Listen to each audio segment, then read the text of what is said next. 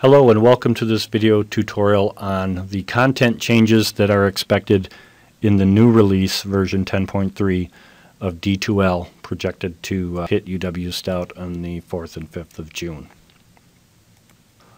What we have here is we have a test course created in the beta environment. You can tell that we are in the beta or test environment because we've got a green background.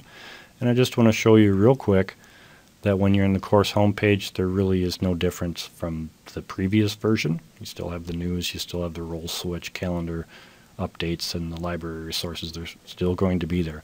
But let's go to the content because that's where some fairly significant changes have occurred. So we click on content and you notice what rolls out here is, it's called the table of contents menu bar on the left, and then we have the table of contents display over here on the right. Notice that the modules which we have individually added in this course, in the beta environment called the test course, they are always going to display in the same order, the same sequence. Notice, and let's just go into this first module. We know that it's got 3 activities in it, and we can tell by looking at that number. And then when we click on it, the module does open. You can see the 3 activities.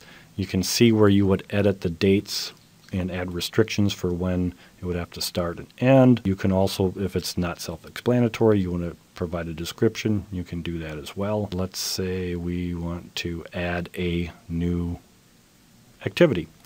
Let's say we want to add a new discussion board, and we're just going to give it a quick title. You can type in the instructions, and we're going to keep this very basic.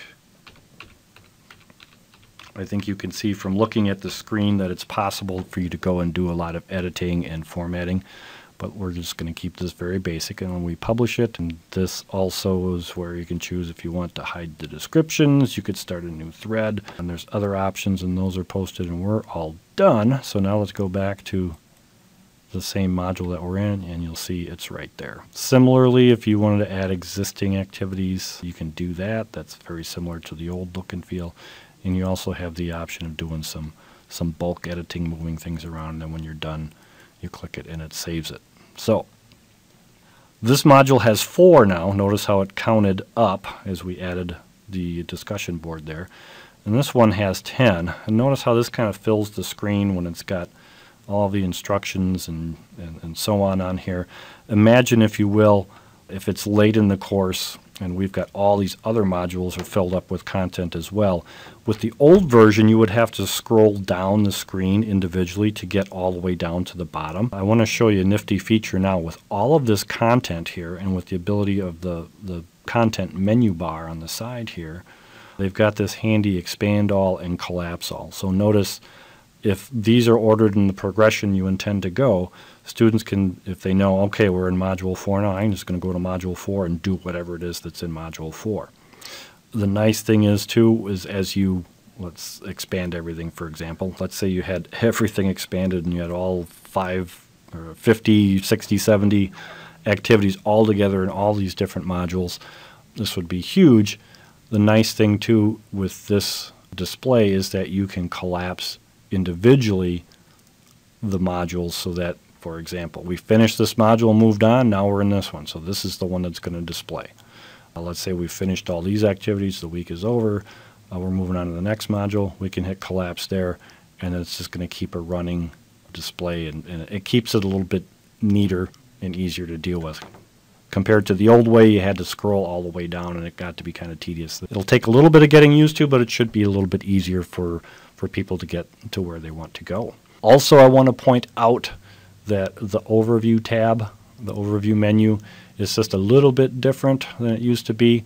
They just tried primarily to make the distinction that if you drag and drop a file here, it's going into the overview section, as opposed to if you were to add an attachment in here and upload a file, it will tell you that it's going into this content area. So that was one of the concerns that people had, was it was sometimes confusing when you were dragging and dropping files, whether it was going to go into overview or which one of the content items it was going to go in. So that should help to clear that up a little bit.